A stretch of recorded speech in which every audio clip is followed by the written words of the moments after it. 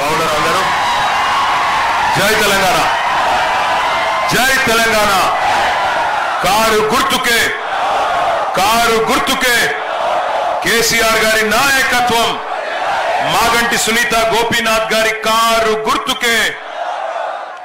గౌరవనీయులు పెద్దలు, ఈ సోమాజిగూడ డివిజన్ లో ఎన్నికల ప్రచారాన్ని తన భుజ స్కంధాల మీద వేసుకొని పర్యవేక్షిస్తున్న మాజీ మంత్రివర్యులు పెద్దలు, మహేశ్వరం శాసనసభ్యులు అక్కా శ్రీమతి సబితా ఇంద్రారెడ్డి గారికి, గౌరవనీయులు పీజేఆర్ వారసుడు, మీ అందరికీ ఆప్తుడు తమ్ముడు విష్ణువర్ధన్ రెడ్డి గారికి, మీ అందరి ఆశీస్సులతో కాబోయే జూబ్లీ హిల్స్ ఎమ్మెల్యే 14 నవంబర్ నాడు సోదరి మాగంటి సునీత గోపీనాథ్ గారికి, అట్లాగే ఉప్పల్ శాసనసభ్యులు అన్న బండారి లక్ష్మారెడ్డి గారు, గౌరవ ఎమ్మెల్సీ నవీన్ కుమార్ రెడ్డి గారు, తాండూర్ మాజీ ఎమ్మెల్యే రోహిత్ రెడ్డి గారు, అట్లాగే వేదిక పైన ఉన్న గౌరవ శాసన మండలి సభ్యులు మాజీ మంత్రివర్యులు శ్రీ ఎల్ రమణ గారు, అట్లాగే సోదరుడు మల్కాజ్గిరి శాసనసభ్యుడు మరి రాజశేఖర్ రెడ్డి గారు, మాజీ కార్పొరేటర్ గారు తమ్ముడు మహేష్ యాదవ్ గారు, అట్లాగే శ్రీనివాస్ యాదవ్ గారు, అట్లాగే అప్పు ఖాన్ గారు हमारे डिवीजन के प्रेसिडेंट, సోదరుడు ప్రదీప్ చౌదరి గారు, సోదరుడు అంజిబాబు గారు, అట్లాగే వేదిక పైన మా తమ్ముళ్ళందరికీ పేరు పేరున, వేదిక ముందున్న మా అన్నదమ్ములకు ఆడబిడ్డలకు, అక్కడ ఎక్కడి దాకైతే కనుచూపు మేర ఉందో అక్కడి దాకా ఉన్న వెనుక దాకా అందరికీ పేరు పేరున హృదయపూర్వకంగా నమస్కారాలు, హృదయపూర్వకంగా మీ స్వాగతానికి హృదయపూర్వకంగా ధన్యవాదాలు. మీ ఉత్సాహం చూస్తుంటే, మీరు ఇవాళ స్వాగతం చెప్పిన పద్ధతి చూస్తుంటే ఖచ్చితంగా గెలుపు పక్కా అయిపోయింది, మెజారిటీ మాత్రమే తేలాలే 14 నవంబర్ నాడు అని అనిపిస్తా ఉన్నది. తప్పకుండా మరి జూబ్లీ హిల్స్ నియోజకవర్గంలో గ్రేటర్ హైదరాబాద్ పరిధిలో 2023లో ఎట్లా అయితే ఒక్క సీటు కూడా కాంగ్రెస్ పార్టీకి ఇవ్వకుండా అందరం కూడా కేసీఆర్ గారి నాయకత్వానికే జై కొట్టినామో, మళ్ళీ ఒక్కసారి అదే రకమైన ఫలితం రాబోతున్నది అనడానికి ఈ జన ప్రభంజనమే దానికి నిదర్శనం అని చెప్పి నేను మీకు విజ్ఞప్తి చేస్తా ఉన్నా. దయచేసి ఇక్కడికి వచ్చిన మా ఆడబిడ్డలు అన్నదమ్ముళ్ళు అందరూ ఆలోచించాలని చెప్పి నేను కోరుతా ఉన్నా. హైదరాబాద్ మహానగరం ఒక అమ్మ లాంటి నగరం, అందరికీ అన్నం పెట్టే అమ్మ హైదరాబాద్, అందరికీ కల్పతరువు లాంటి నగరం.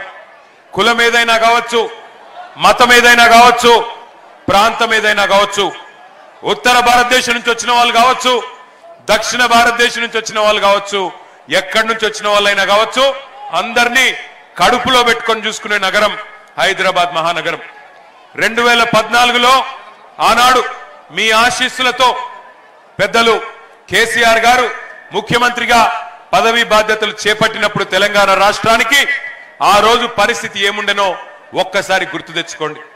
హైదరాబాద్ లో ఆ రోజు ప్రతిరోజు పవర్ కట్లు, పరిశ్రమలు నడిచే పరిస్థితి లేదు, అపార్ట్మెంట్లకు పోతే జనరేటర్లు, చిన్న చిన్న దుకాణాలకు పోతే ఇన్వర్టర్లు, ఆఖరికి ఒక జిరాక్స్ సెంటర్ కి పోయినా ఇన్వర్టర్ లేని దుకాణం గాని జిరాక్స్ సెంటర్ గాని లేదు. అట్లాంటి పరిస్థితి. తాగునీళ్ళ కటకట.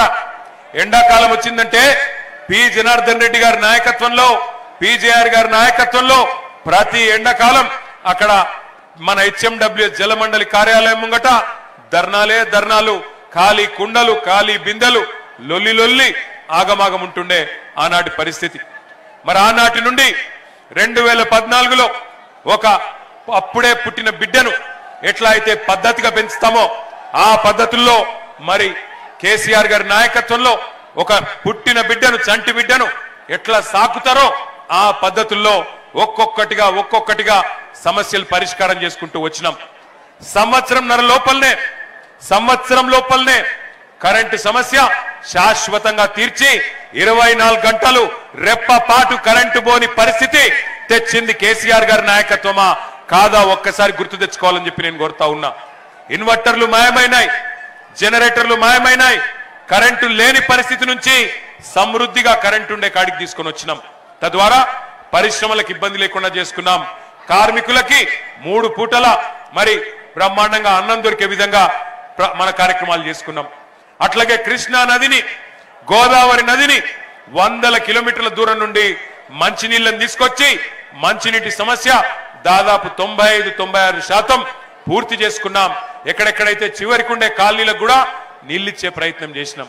అట్లాగే హైదరాబాద్, ఇక్కడ లక్షలాది మంది ప్రతిరోజు దేశంలోని వివిధ ప్రాంతాల నుంచి వస్తూ ఉంటారు. వాళ్ళందరికీ అన్నం దొరకాలంటే, వాళ్ళందరికీ ఉపాధి దొరకాలి అంటే పరిశ్రమలు రావాలి. అందుకే కొత్త కొత్త పాలసీలు తెచ్చినాం.